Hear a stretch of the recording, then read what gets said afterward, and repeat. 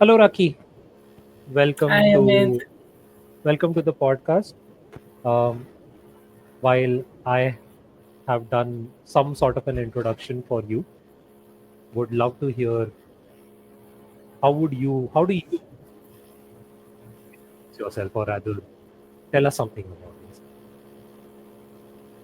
Okay, so right now I'm pursuing the entrepreneurship, engineer turned entrepreneur, and it has been kind of a journey. And I'm a mother of one teenager, so seeing that trajectory at how children, and how a motherhood should be, and it's not an easy ride, but it's a very interesting journey all throughout. And right now I am more working into the education front, and that is what my venture is all about. So I've seen the employee side and the business side and how different mindsets work. So trying still in the transition phase. So I guess it's a journey of exploration. So, and right now I'm writing books.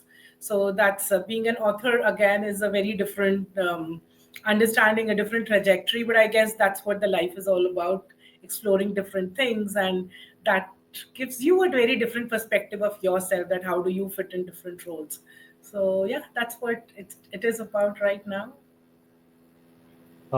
Thank you, Rakhi, for telling us who you are.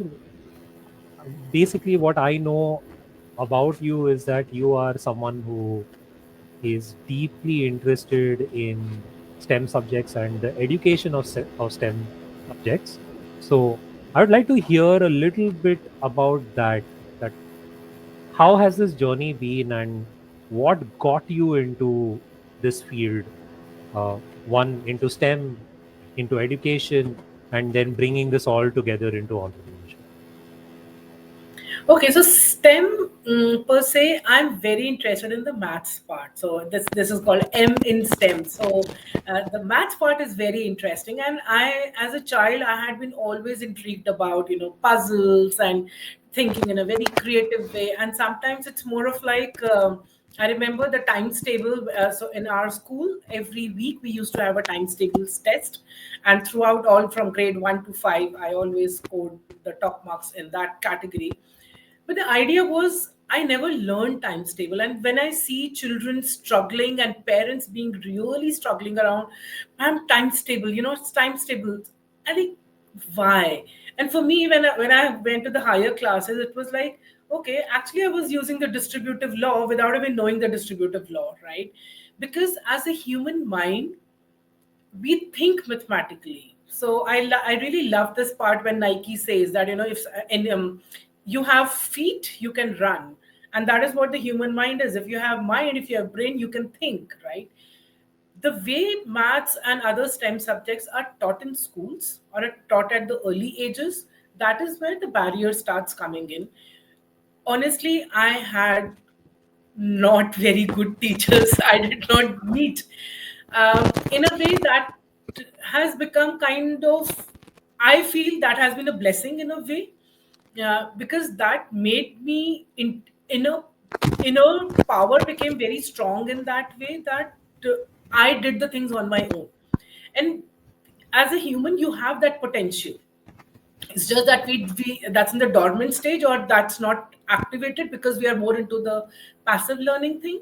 So for me, maths has been, and it's kind of a thing that maths teaches you how to navigate life. It's not only about the mathematical problems. It teaches you how to solve the problems, and when you don't run away from the problems, I guess that builds very strong resilience and perseverance. And I think that has reflected in the life journey also. How I came into STEM was an interesting journey. I never thought, for me, to going to IIT was my dream thing, and I went there. And even after going there, it was more of like, still we are working for the grades over there. There's a joy of learning, which I thought that it's supremely missing from our education system. It's just study for the grades and get the good jobs, and all that stuff. For me, it's life has been more of an exploration thing. So why not explore this part? And it started when I started looking schools from my son when he was 3.5, 4. And that was the time I felt, okay, it's a real world is academically innovating, but what about the schools? The infrastructure is getting beautiful, the buildings are getting nice, the tech has entered into the classrooms, but where is the academic innovation? So Amit, I feel like if it's boring on paper, it's boring on the tech as well. You can't gimmickify the things or gamify the things and said that that's the edtech is getting the revolution kind of a thing.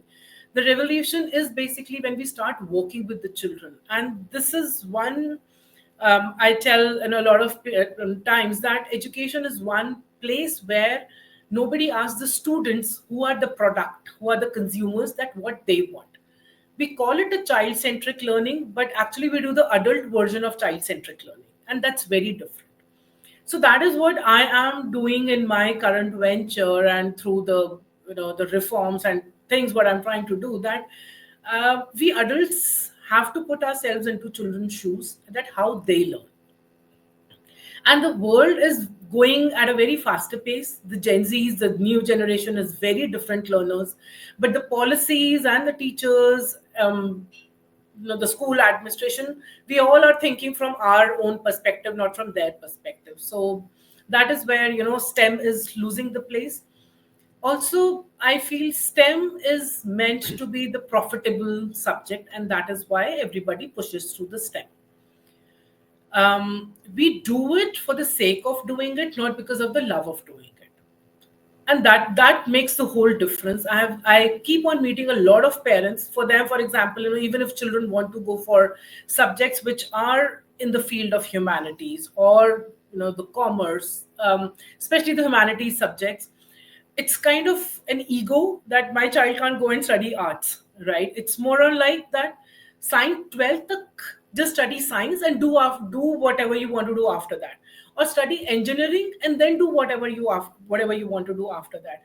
I guess this perception really needs to change, that studying 12th science till 12th or doing engineering is not solving any problem, right? So if your child is interested into something, try to do those things, right? It's not like science has become a burden, because at one point of time the jobs were related to the science fields, but now the landscape has broadened, and children have different kind of capacities to see. In our generation, our previous generation was more into, if you look from the Indian perspective, it's been more about that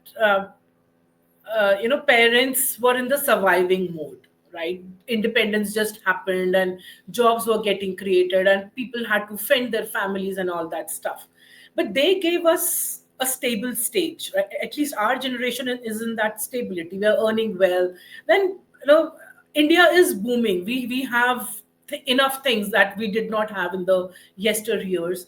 But our next generation is in the growth stage, but we pull them down because of our mindset. So I think this last decade was about the edtech revolution, but the coming decade should be about the mindset revolution, about how our generation has to change the mindset when it comes to the education, not only about the STEM thing, it's like the broaden thing basically. So the love of STEM is basically missing from the whole journey, and that is why people, even the ones who pursue STEM, they feel it like a burden, because the whole idea is clear ITJ or NEET. Hmm. Still, people are not looking at a very broadened perspective. So, for example, there are a couple of children I meet, and one of them I really love. She wants to study about quantum physics. But then when I had a discussion with her, she was like, I don't find enough research what is being done in that field, or I don't have enough role models, right? That whom I can look upon, whom I can, cherish their journey.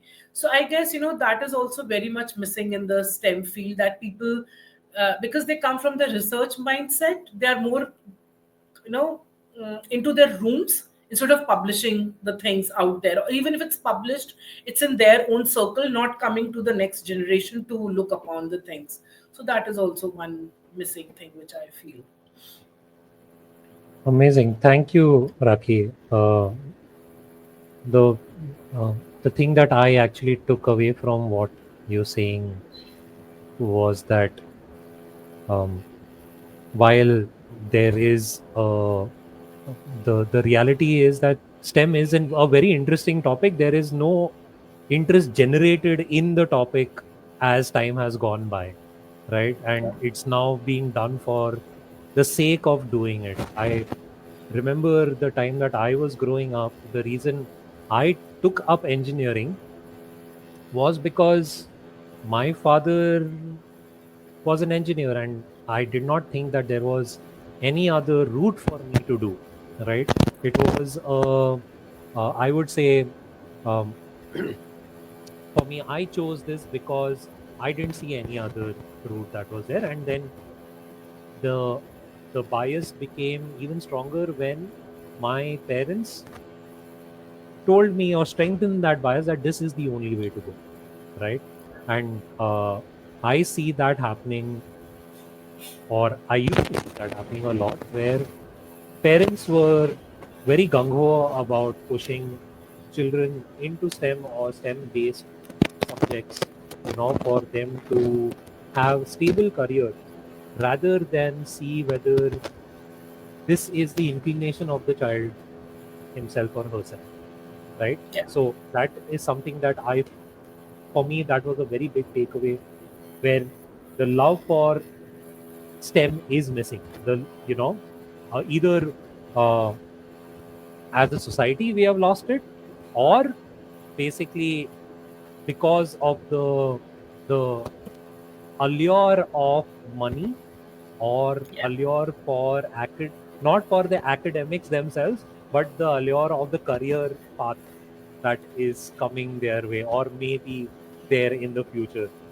And there's one thing that you said over here in terms of one of your students is that no role models to cherish, right? Yeah. Which is especially interesting because we are on the cusp, or rather, it's already here, is International Day of Science, International Day of Women in Science, and we don't have too many women in science to cherish, which is a complete travesty and tragedy in the same breath.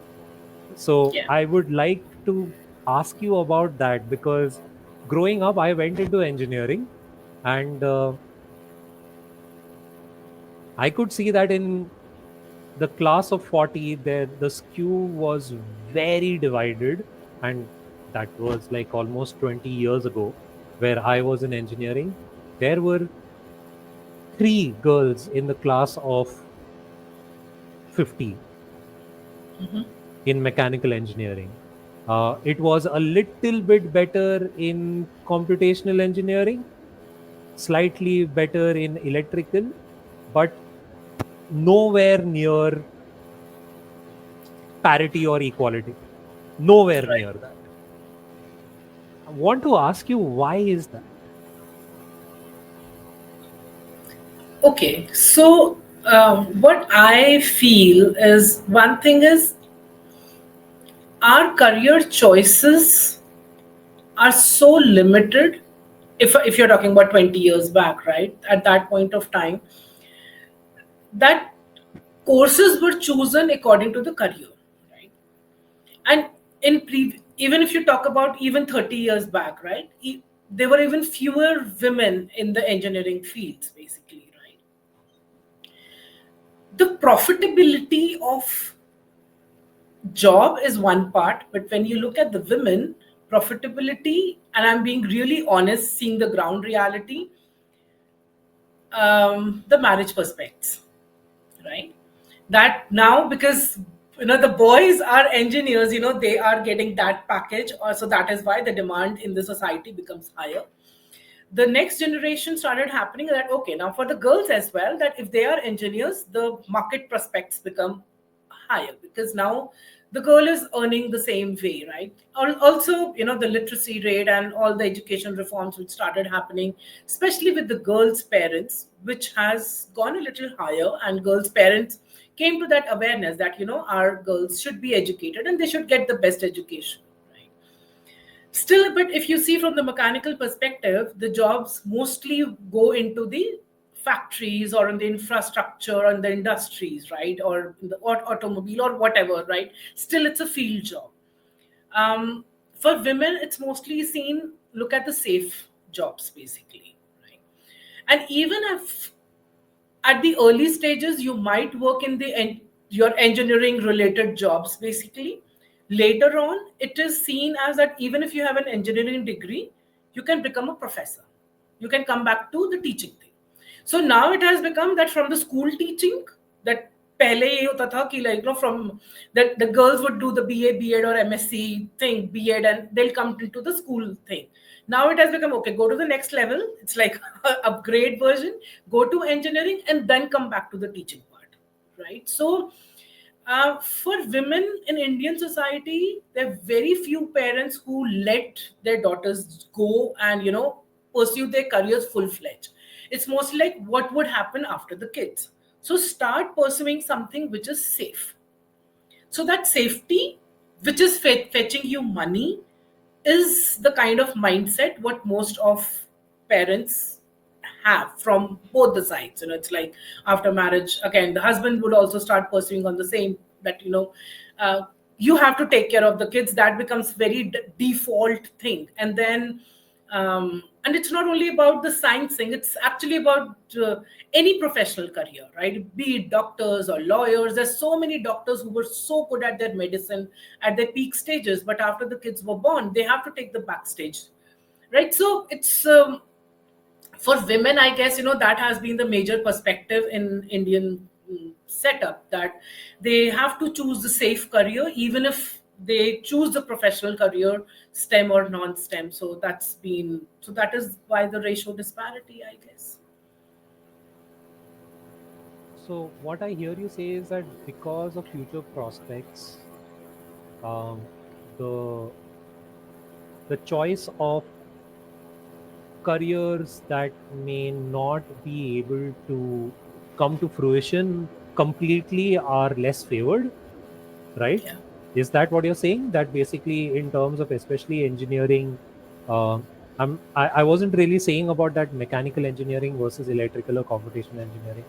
में Mm. parity उधर ज़्यादा और या तो कम क्या है, but what is the the reality? Maybe I don't know what the core realities are today. Maybe the parity is a little bit less skewed, but then it was, I mean, there was no parity at all. I wouldn't say that. I mean, 3 in a class of 50. अगर आज 6 हो गए तो भी फिर भी मतलब fraction के हिसाब से तो थोड़ा कुछ बेटर है, right? Right. Today I don't know what it is exactly, but I have read reports where the obviously the numbers are completely skewed against um, women entering these fields over men. I think that is still some a reality that is being faced. So if there are lesser women entering this field, then obviously the amount of role models in these fields are going to be lesser, is what I feel. Am I Right. And right in assuming that? yeah, or also if you think about the role models, what we're talking about, pe- women enter into the workforce equally, like whatever the ratio is, they enter equally, but after 2 3 years, how many women do you see at the mid level basically, and then at the Yeah. top level even the further lesser number, right? So Yeah. this number becomes so narrow, especially looking at the higher numbers, Mm. be it any field. So I guess that's and especially STEM, because STEM jobs are demanding in one way. Even if you look today, all jobs are demanding, but yeah, because we're talking about STEM today, so that's one of the things. Yeah. Awesome. Thank you, Rakhi. So, uh, is there something where what I feel is that is there something in terms of how society is progressing, right?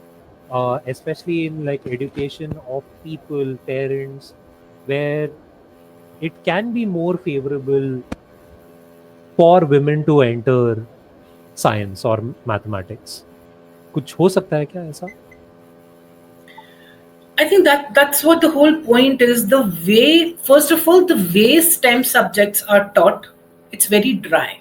It's agnostic of the gender, right? It's like Hmm. it's taught very dry, right? And biologically, I don't know, I don't feel that way, but people say that girls are more creative, they have their creative brain active, boys are more logical, they are rational, but I don't feel that in my case. I have a very logical mind.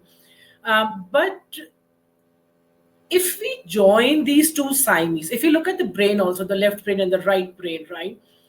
If we make these subjects creative, right? That's one of the step forward wherein, you know, children can participate equally, because now Hmm. everybody is playing on their strength, right? Hmm. So the way it's been taught, and if you look at, especially the other way around, the teaching profession at one point Hmm. of time, it was kind of a calling, that people who love to teach, they were the teachers. Now it has become kind of a profession. And Hmm. things, when it comes with the profession, and there are very few creative teachers, and the ones who are creative teachers are unable to fit in the school system with the rigid rules and all those systems, basically. That So the teachers, especially if there are female teachers, they are also the product of the same ecosystem. They are not even creative in their own mindset, the way they teach. There are very few teachers who actually spark the curiosity of a child, and children are very curious. Because we are unable to satiate their curiosity, we try to box them up. So STEM blended with arts, with the creativity, with innovation, I guess that's one way forward for, you know children, um, demand, or they put themselves up to pursue these choices, basically, especially the STEM choices, right? Hmm. um, and this emotional part is so much missing from the humanities part, what makes you human, right? Because when the things are only taught with a dryness and only for the grades, there is no excitement for the children. Also, at one point of time in our times, the only resource were the teachers or the books in the library. These children have information available at their fingertips at any point of time. So they are not going to school for the information's sake. And they are smart, geeky kids nowadays. They know how to extract the information. The idea is, how do we level up?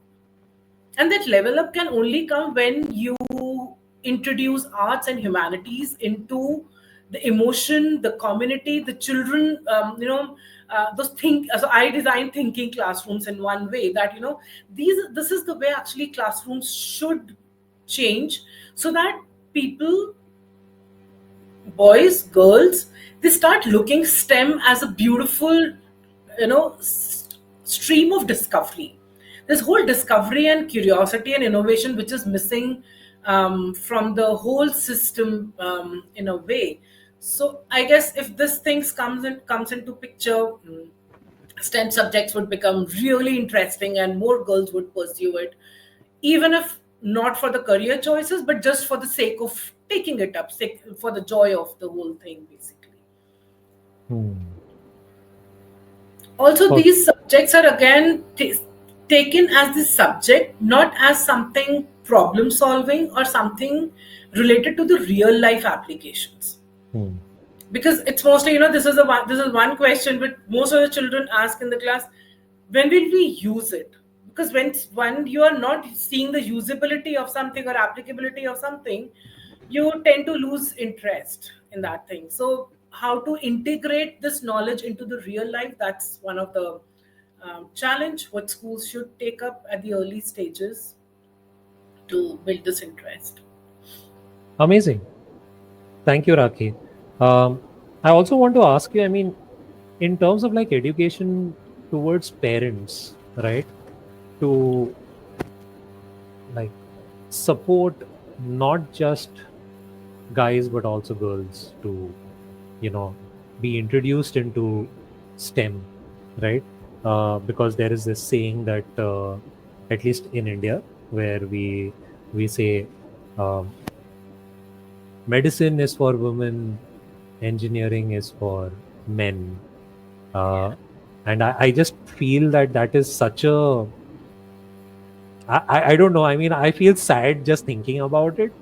Uh, so, what do you think needs to happen from a perspective or education of parents so that something that is this beautiful? Because I feel that there is beauty in engineering, there is beauty in medicine, and that, both. I ultimately we are all people, so I don't like putting people in a box of gender per se. So, what is it that needs to happen for parents so that basically it can happen with equality, with on parity for both genders? So exactly as we were talking about the mechanical, the ratio of, if you see in the medicine as well, how many brain surgeon women would you find, right? How many heart surgeons would you find? Even in that, if you see, more go towards the gynecologist or the pediatrician, those kind of. So over there, it is again the same thing, right? Because the demand of these jobs are very different, Hmm. right? I think girls manage things really beautiful, right? And parents should, first of all, first thing is to start trusting their children, be it boys or girls, which parents don't do, especially in Indian context. We don't trust our children. Um, we don't feel they are adult enough to take their decisions on their own. And somehow that is my thing. I feel, and after meeting a lot of children, by eighth or ninth grade, children have that kind of an inner knowing what they want to do. That is their plan A. When parents put their own fears and their own experience and their own understanding into the child, they actually tend to pick up plan B or plan C, right? And that is where by the time you reach your 40s, because that plan B or C might have fetched you enough money to have your bank account settled, and then you figure out, what have I done to my life, right? On that, we call it a midlife crisis basically, but that's not a midlife crisis. That's basically, you find yourself kind of lost, that this was not I was meant for. So in the Indian context, I guess parents need to understand what their children actually want to do. So uh, for as per my opinion is like, more than children, parents need to change their mindset, the families need to change their mindset, because the avenues are so much now, they're plenty, they're abundant. It's the other way around, that children are spoiled for the choices these days, and that is making the system little confused. But if you actually sit down and as a family you chop down the things together, that this is what you plan the things together, this is what a child needs, and then what should be the map of the learning. And like, because even if you will go to the career counselor, they will tell you top universities and this is the way to get into those universities, still which is not aligned with what a child wants to do, right? And then there are children who, for example, if I talk about my personal case, so I'm pretty much into STEM, and my whole life I have been techie and math person. But let's say my son came and he said, Mama, I want to study humanities. And I was like, okay, right? So the idea is, you need to trust your children, provided you have given enough foundation to them. So even for the girls, parents need to understand, and girls are so smart these days, the way they take care of their family, their profession, their kids. The idea is to bring up the boys up, that be the equal partners, and the ecosystem, if it's created that way, that as I again said, the role models. If we start having enough role models in the society, and the ones who actually come up front and tell that the things are manageable, because right now we are always taught that things are not manageable. What after marriage, what after kids, what after the second kid? I know those are important milestones of the life, and actually the biological clock and the professional clock tick at the same time. That is where the major issue is, that after completing your college by 22 23, it's like a kind of a force that start getting into the marriage thing, and after marriage start looking for the kids thing, wherein you don't know yourself and you are expected to know another person and their whole family and start having kids. That is where, because by the time you are in your 30s, you have lost ground of your professional thing, and there are a lot of women who are so talented and who are on the break, and then it's very difficult to go back, right? Even if corporates say that we are taking women on the second break and all that stuff, but there are very few who are actually empathetic in that way, right? That women can have a break and come back to the career, because and then then the pay raise and the equality on the disparity on that part also, that men of the same caliber are paid more, so that is also one debate which goes on. So I guess parents first of all need to trust children, that it's doable. If other women can do, your child can also do. There's nothing rocket science into it. It's just how do you build your systems together. um, and not only the girls' parents for the initial ages, even the boys' parents need to understand that if you are getting a girl into your family, right, she is also coming from the equal education what your boy has earned, right? She has equal rights for. So when women of the house are happy, they create happy families. And that is why we say that in India the happiness index is so low, because women, even if they are doing the things, they become bitter inside, and that starts showing everywhere.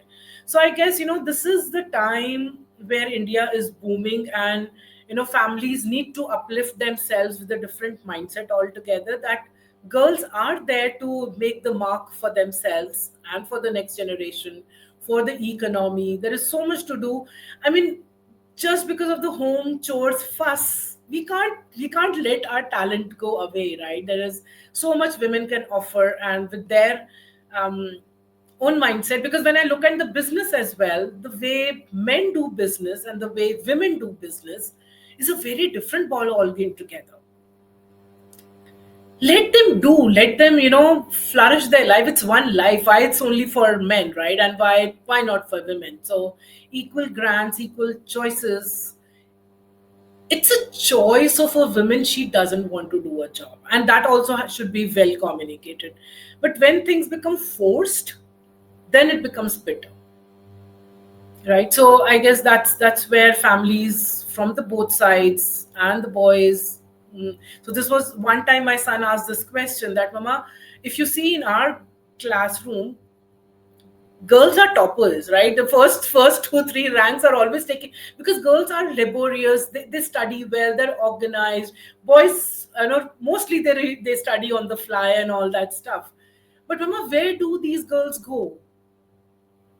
I was like, yeah, where do these girls That's a go? And we had brilliant a question.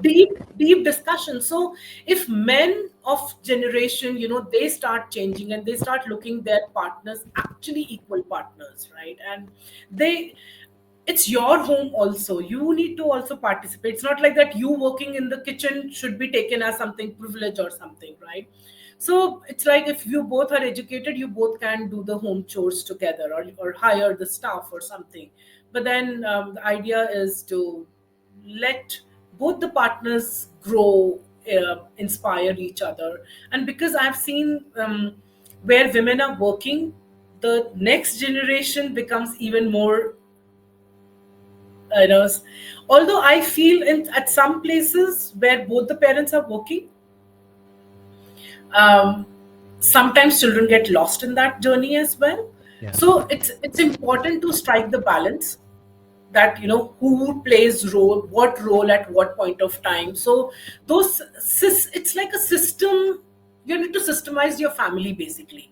Once that's done mindfully together, I guess things are doable. If you want to do, you can do anything. It's nothing rocket science in that way. Yeah. That was awesome. Going from understanding that it's basically a beautiful stream of discovery, keep like the joy of learning, to understanding that maybe midlife crisis is actually a realigning of the choices that you did not get to make. You know, Yeah. it's possible that midlife crisis is that for not maybe for everybody, but at least for people who do not get to make that choice when they could have made that choice, to understanding that, you know, uh, that women also are here to try to make their mark because there's so much to offer.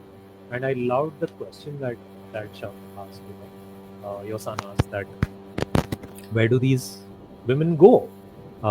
Because even that has been my understanding, or rather my observation as well, that uh, no doubt, absolutely no doubt about it, that when it comes to academics and basically uh, learning and systems, women uh, predominantly get it right as time goes by, but somewhere either society beats them down, or workplaces beat them down, or the responsibilities of day-to-day life beats them down to accept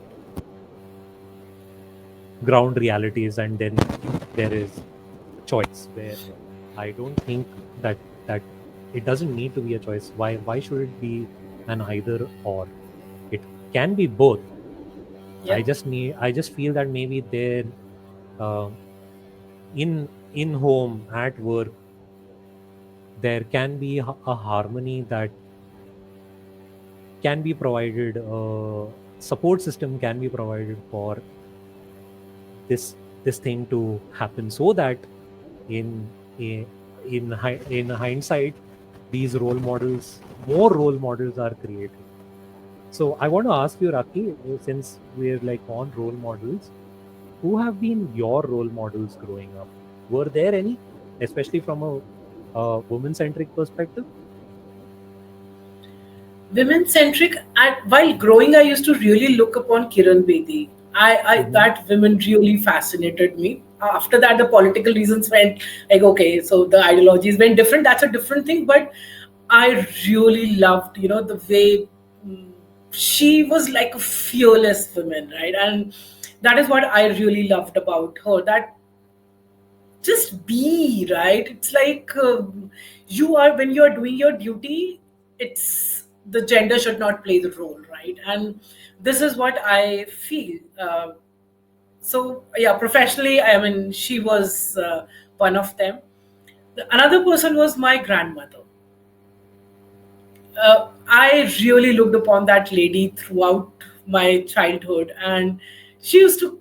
So whatever my journey had been because of her, she always used to call me Sher, Mera Sher Puttar.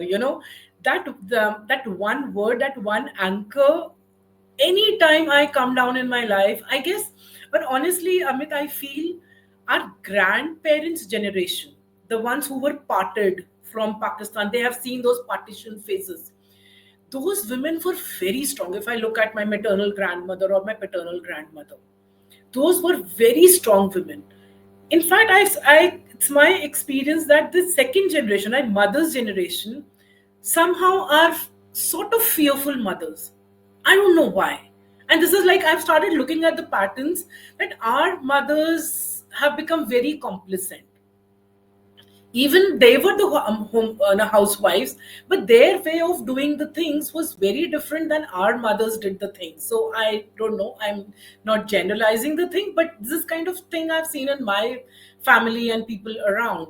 Um, so yeah, and that has affected this generation as well, per se. Even the ones who have around my circle, even the ones who were engineers at one point of time, very few I see actually still being engineer in that way, unless and until they have got really supportive partner, or they have really fought their way through to sustain in the job.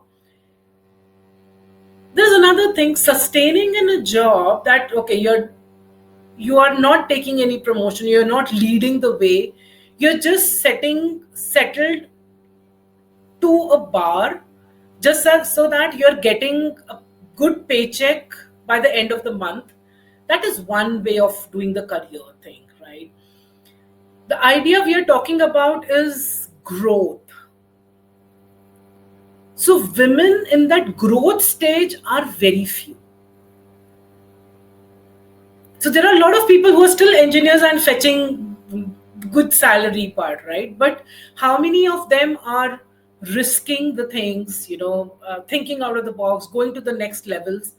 That number is also very, very few. So it's Right. like, okay, so there's a, it's like shattering the glass ceiling. Nahi, matlab, that is my glass ceiling. Till this much I can do with the family. So to maintain the family thing, I guess, those career choices have their own Mhm. way. It's interesting when you said a couple of things about one about Kiran Bebe, second about your grandmother. I when I also think about it now that you just mentioned it, I think about it and this certain phrase comes into my mind, and maybe it has something to do over there. They say that tough times create strong people create easy times, easy times create weak people create tough times create, you know, strong people, Right. and it just keeps going that way. Maybe there is some truth over there. The other thing that I see is that especially if you're talking about maternal grandparents, and my maternal grandmother also, I thought that she was a really strong woman, especially first of all birthing like 10 children, and ensuring that they uh, lived through even like crisis, and वहाँ पे तो the struggle was survival, but they they beat really strong and odd odds, that came their way, and because they survived through that, they became strong, I guess. And another thing that you talked about is basically about how uh, like workplaces and people projecting themselves on each other, and creating partnerships uh, to do well together, something that like really caught my eye, and like I've actually started thinking about it from a philosophical perspective a little bit more. So um, coming back to like just thinking about role models, Raki, is that especially like in women in leadership, right? And Yeah. you said, according to me, I think maybe uh, it's a it's an interesting observation that people might enter the workforce, but because the support isn't there, they are not able to reach a stage of leadership, right? Yeah. And because they are not entered a position of leadership, that is where people recognize you as a role generally, right? What Right. what needs to happen for that to happen more? Okay, so there is a very interesting syndrome which I figured out for myself at one point of Mhm. time, and after that, I was never the same. That's called a good girl syndrome. Mhm. That, girls should be good. No, there's no need to be nice or a good girl, right? Because in our societies, um, sacrifice is glorified. Mm. But if even and that's for the men as well, right? If you're sacrificing son, you're a good boy, you're a good son. But if you're not, if you're doing the things, it's not about the being rebel or something. But the point is, if you are putting up your own choices, people think to understand because you are going out of our way. Honestly, it's like if you love somebody, you let them do what they want. When the societal structure is based upon security and fear, you try to shut yourself down. So another role models, if you, I was just about continuing from there. For me, there are another three people, one and for three different reasons. One is Sheryl Sandberg, the ex-CEO of Facebook. Mm. Another is Oprah Winfrey and Michelle Mm. Obama. Mm. Those two, especially being the black women, and Yeah. they are even in the low bars what Indian women are, right? The way they have risen themselves to a level. I mean, they are commendable. And looking at Cheryl and reading her lean in, I got to understand that she is the woman. Actually, she has all the privileges, right? Supportive husband, um, coming from the white community. She has everything. But if she was also feeling that what she wrote in the book, that means there other women have to really do a lot of work to come out of that whole thing. Hmm. I think more than women right now, women can do anything once they put their mind to. The only thing is if they are, they are brought up with that kind of a mindset that actually you can do anything. Because the ones who are actually doing anything, if you look in the hindsight, either they have fought their way through like anything, or they would have been coming from very supportive parents, especially the father figure. Hmm. Because that support, it's not about male or women, female kind of a thing. It's like there is some subconscious programming which happens within the mindset that if my parents are supportive, and if my father is supportive, I can win the world. Because anyways, it's called daddy's girl. Then why do we daddy's princess? Why can't you be daddy's queen and be a warrior, right? Hmm. Go and fight the world. You why aren't the daddies of these days are you know bringing their daughters like warriors? Why princess? Right? And because when once they are risen by those high standards of the parents, that papa will do anything for you, it becomes kind of a subconscious that my husband will also do everything for me, Hmm. which doesn't happen, and the expectations are somewhere clashed. But Right. if you are also the warrior, right, you both two really inspiring people are building your family together, where you both are supportive partners. Each is bringing the best on the table, and each are working with each other's flaws, right? And everybody has flaw, and that's okay. Because this is one thing which I have felt: the people who have raised to a certain bar, they would never judge somebody who is down to them. I agree. The people who have not got anything, they are always the first ones to judge you, Hmm. aunties of the society kind of, right?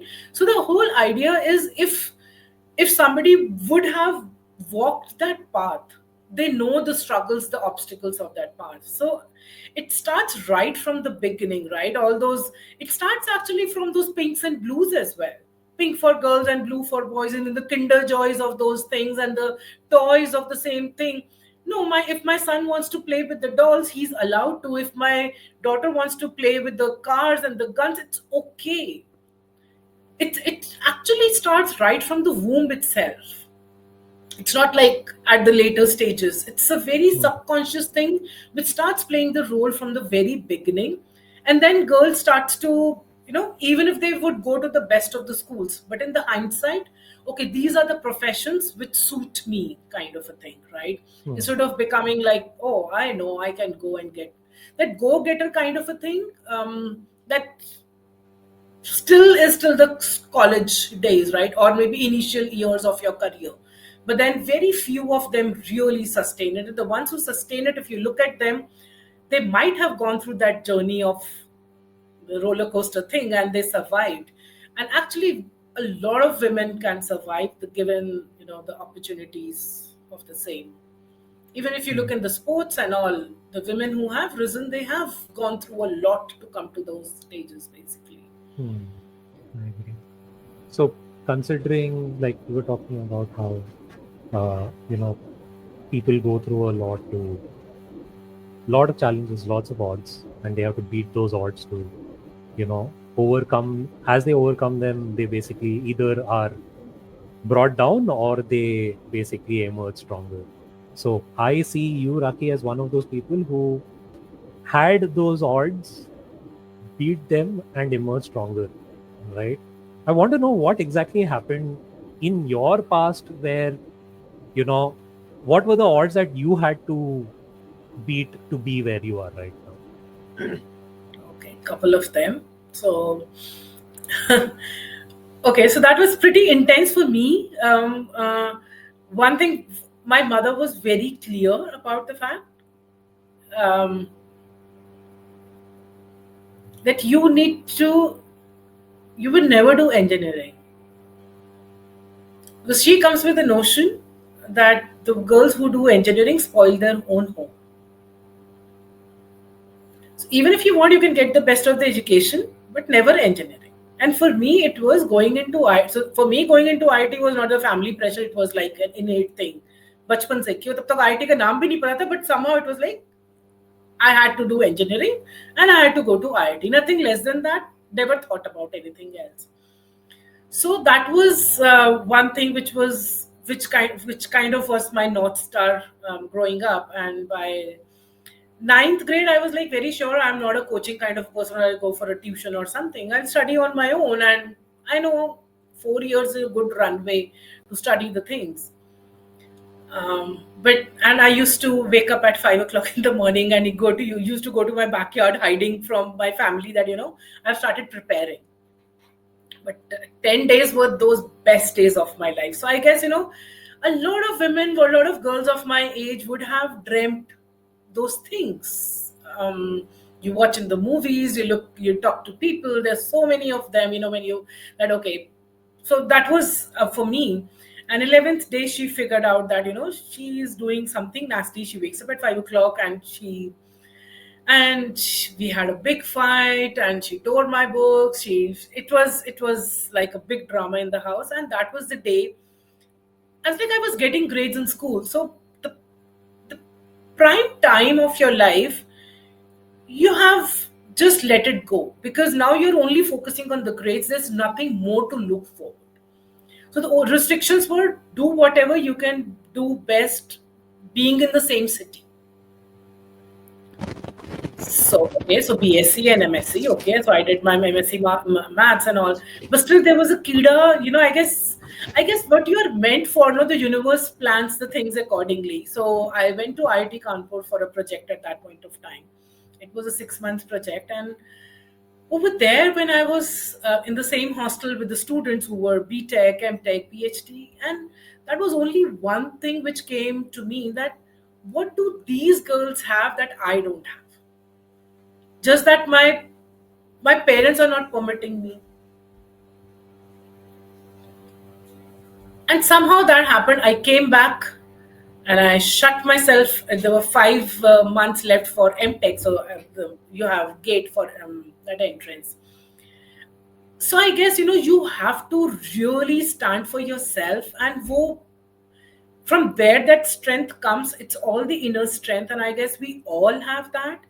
It's like once you set your mind to certain things, that this it's like I feel these are your dreams, and you are the custodians of them, and you have to fight through them. Sometimes we tend to please our parents, our society, our peers, and then even if you please, you become bitter inside. And that has been so. Finally, I went to IIT.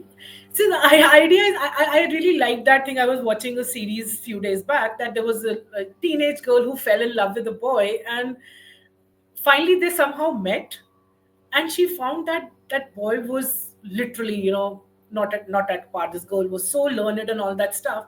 And then she said, very beautiful thing: if I wouldn't have explored, I would have always been in love with that boy. So idea is just explore the things. Only after exploring you would get to know you love it or you don't want to pursue it. You know your do's and don'ts. Mostly in our lives we pursue towards our do's, but we don't even know what are our don'ts. And once, in fact, it's the other way around. If you're clear what your don'ts are, your do's become very clear. Second thing, when it was I was going through by one of the process, and that was my second big point when I was going through my divorce process, and my lawyer said to me, and this is like it had become kind of a mantra: "Are you an educated fool, Rakhi?" So in our society, again, that's where I think that we are taught in a culture, especially on the Instagrammable thing, the destination wedding and big fat wedding, because again, you're daddy's princess, you're, all that stuff. But the idea is, when things go south, is your child prepared for it? We are so optimistic in our ways that we don't see the realistic nature of the life altogether. When you marry children at the very early stages, I guess that is one of the thing when your spouse also, feel there's a very different kind of bonding when the education level is high.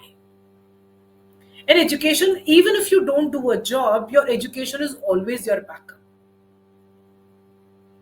for both the sides, right? So the society right now where the mental health issues are raising so high, and even during my IIT days, I used to hear so many societal cases that because when you are not aligned with what you want to do, be it STEM, be it not STEM, the alignment is really necessary. And the idea is even if whatever you are pursuing, you do it with excellence. That excellence part in our education journey is so much missing. The children, people just do the things for the sake of doing it, not for the joy or the honing your craft basically. And once you start owning your craft and you chisel your craft, that is where the mastery comes in. That is where the excellence comes in, and that is where India should progress. I feel that our children deserve the best of the education, and we are far, far, far away from it. So it starts from the family. It's not only about schools' responsibility, it's parents, it's ecosystem, the peer groups, the fearlessness, the independence of thoughts itself. So I guess there's a lot to be done to get to the next stages. That is true. Um, I really like this one sentence that you said, that when you experience your do's and don'ts, your do's become clear. That was something that really stuck. I want to understand. I mean, what were the circumstances where your lawyer actually asked you whether you are an educated fool? What was the thing that actually you're going through? I'm not talking about the details of it, but basically, Yeah. the struggle behind what was said. See, again, it's like the good girl syndrome comes again. That when you don't stand up for yourself, you please people. It's like even you have the best of the degrees. His idea was, did you stand up for yourself? So that has after that that has become one kind of my mantra, that where was Rakhi when Rakhi needed Rakhi? Even if you have the best of the degrees, the best of the paycheck, but the idea is, are you standing up for yourself? Do whatever in your, even if you're taking care of your baby. For example, when I was at peak of my career, I left my job at that point of time. It's my motherhood, it's my choice. I want to take care of my baby, I want to enjoy my motherhood. I don't want to send my child to daycare. He went to daycare till he was 2, but 2 to 4 I was like, no, I want to be with my child. I want to enjoy his childhood. But again, the same thing started coming up. Oh, IT जाने के लिए, you did so much. You were at the peak of the career. You fought with the whole family to reach there, and now you are back home. Then what was the point of all that? What you did? The idea is, I want to have independence of exercising my choices. Studying at that point of time was my choice. Getting into IIT was my choice. Getting into the corporate was my choice. Leaving the job at the peak of the career to look after my baby is again my choice. And once he was 5 6, returning back to the career is also my choice. That choice isn't given to women. We have to fight through it. So idea, if my husband has to go for an official trip, he'll just call up, his bag would be ready, everything would be done, gone. If I had to do the same thing, I have to settle the home, I have to settle the child, I have to look after everything, and still it's like, for how many days are you going? So there was a very beautiful thing. I went to a conference and there was somebody who was at the higher position, and she was asked. So men in the board asked that, what we can do to make your life easy. You do so much for the company. Her one answer was, "Get me a wife." So those backups, somebody to rely in the home. It's it's not that men, if they would take care of the children, if they would take care of the home, they would become any less. Yeah. It's your home, it's your child. Especially for the parents who especially say, we'll take care of the kid, tum bas bacha paida kar lo, kind of a thing, which is kind of a society, a norm in our society. But Hmm. actually, that's a reality. Nobody is there. Maybe initial 6 months and year, but after that, it's you. So, as a woman, you have to make a choice at certain point, and those choices should come with a lot of affirmation. And any choice you would make would come with a consequence, especially at the initial stages. This has become kind of a syndrome. You want to be a perfect professional, perfect wife, perfect mama, perfect daughter, perfect daughter-in-law, perfect homemaker. In that burden of being a perfect, you start burning out yourself. Especially at that point of time, my colleagues used to call me superwoman. Or us time, I used to feel like it's a badge of honor for me. Oh, I can handle so much, but at the cost of what? So I guess that is what when he meant. I don't know. He meant very. He might have said just in a casual way, but it hit me so badly that actually, what kind of education are we giving in the society also? Just to fetch money. There's no emotional connect. Even if it's there, there is very less of a bonding. Um, the we are trying to get up on the IQ very high, but what about the EQ, the emotional quotient, and the social quotient? The idea is, we right now the society, if we really want to grow in our societies, the idea is to bring that social quotient really up, where everybody is thinking about each and every one. It's not like my only the husband's growth matter, or even if I'll be the supporting partner. No, if you switch the things, you only support if you think that if you would be in the position, is your husband going to support you the same way you are supporting your husband? If the answer is yes, please by mean support in all the ways. But the idea is, it has to be an equal partnership again, right? Where the equality is getting distorted, and you're only working on the equity part. I guess that is where the society is getting, and children are getting affected, families are getting affected. So Hmm. it's it's a lot of things to be done. If really women need to come on the foreground, one step at a time. But yeah, a lot of work has to be done on the societal structure, the mindsets. I agree. I think while there is a need for better technology to cherish housing society, I think we also need role models that are there in our home, in our family, Yes. in our Yes. friend circle, in basically at work, as colleagues. Society needs to be able to create more role models in even little, even in छोटे दायरे में चल जाएगा मुझे ऐसा लगता है you know Yeah. uh, and I think that will take us far as a society, according to me. Sure, the big role models are important. Having a Marie Curie, having an Anna Marie is very important. Yeah. But even uh, in our as life progresses, having these role models that will stop, care, give us uh, a good direction, even if they don't like sit down and give us advice, that's fine. But give us good direction to, or even just allow us to have a good support system, a good support structure, good uh, way of thinking about the world, give us an experiential mindset, will go a really long way, according to me. So, thinking about that a little loudly, Rafi.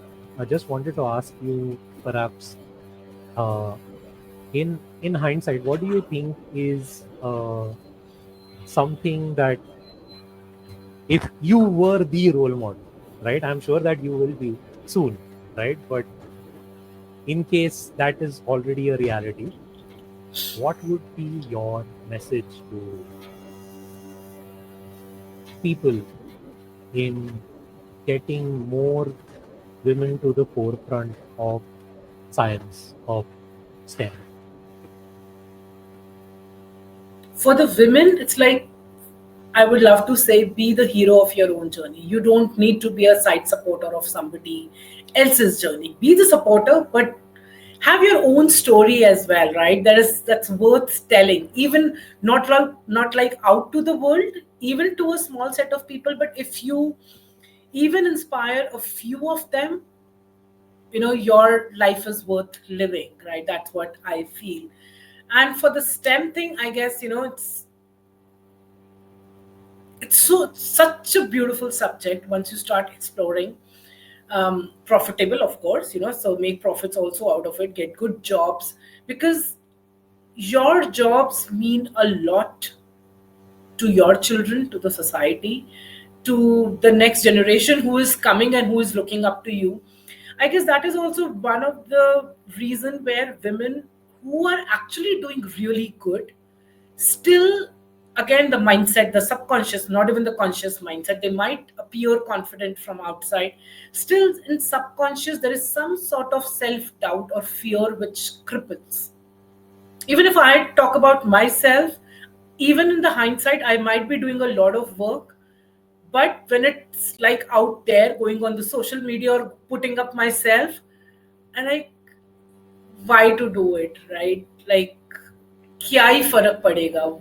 Why even, you really need to put yourself out there? Or is it like, if I put myself out, is it like a bragging or a boasting myself kind of a thing? So as women, I guess somehow we start dimming our own light in some way. So the idea is there's no need to dim the light. It's the world is your oyster, and the sky is the limit. The whole idea is, just as I said, where was Rakhi when Rakhi needed Rakhi? So be there for yourself, stand for yourself. A lot of people would thank you for, owning your own journey, owning your obstacles even. But we all are born with so unique talents, and each of us has a very different offering to the world. Um, let's cherish that journey and be that fearless. Be just you. And I guess being yourself, there is so much to offer to the world itself. So, yeah, I guess that's what I would Awesome. say. Thank you, Rakhi. Thank you for speaking with me. As always, it's a pleasure talking to you about these deep topics. We talk quite often on a personal basis, but this has been very interesting. If possible, let's do this again. All the very best, and let's make things happen. Yes, sure. Thank you so much for having this conversation. It was after a very long time we had this heart to heart thing, so I guess that's important. Awesome. Thank you, Rakhi. Have a good day, and happy International Science Day for Women. Thank you. Same to you. Bye. Bye.